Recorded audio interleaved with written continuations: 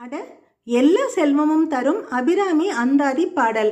Abirami butter வழங்கிய அபிராமி அந்தாதியை படிப்பவர், பாராயணம் செய்பவர், அவள் புகழ் கேட்பவர், போற்றி வணங்குபவர் அனைவரும் எல்லா நலன்களும் பெறுவார்கள். அவர்களுக்கு வாழ்க்கையில் எந்நாளும் துன்பமே இல்லை, இன்பமே அடைவார்கள். இதோ அபிராமி அந்தாதியின் முதல் பாடல். இந்த பாடல் ஞானமும் நல்வித்தையும் பெற. உதிக்கின்ற செங்கதிர் உச்சி திலகம் உணர்வுடையோர் மதிக்கின்ற மாணிக்கம் மாதுளம் போது மலர்கமலை துதிக்கின்ற மின்கொடி மென்கடி குங்கும தோயமென்ன விதிக்கின்ற மேனி அபிராமி என்றன் விழித்துணையே. அபிராமி பட்டர் அன்னையிடம் இப்பொழுது சரணடைகிறார்.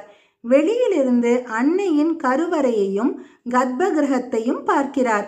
ஸ்ரீ அபிராமி ஒரு ஒளி பிழம்பாக காட்சி அளிக்கிறாள்.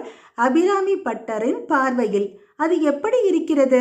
உதிக்கின்ற சூரியன் ஒளி மஞ்சாடி மலர் ஒளி, குங்குமப்பூ மாதுளை மலர் போன்ற ஒளி மின் ஒளி, குங்குமப்பூ கரைத்த நீர் ஒளி.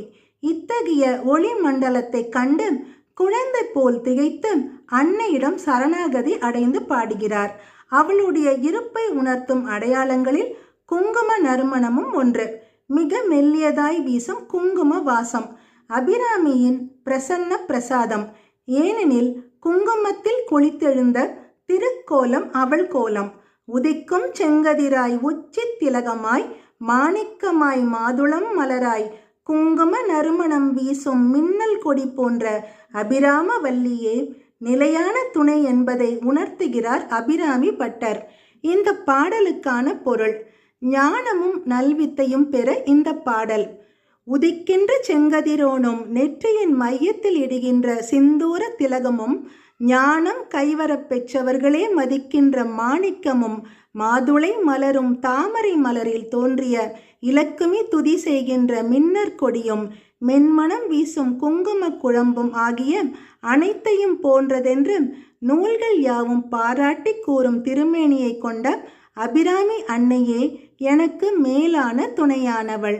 இந்த பாடல் துணை என்று முடிகிறது. இரண்டாவது பாடல் தொடங்கும் வார்த்தை துணை. அந்த பாடல் பிரிந்தவர் ஒன்று சேர.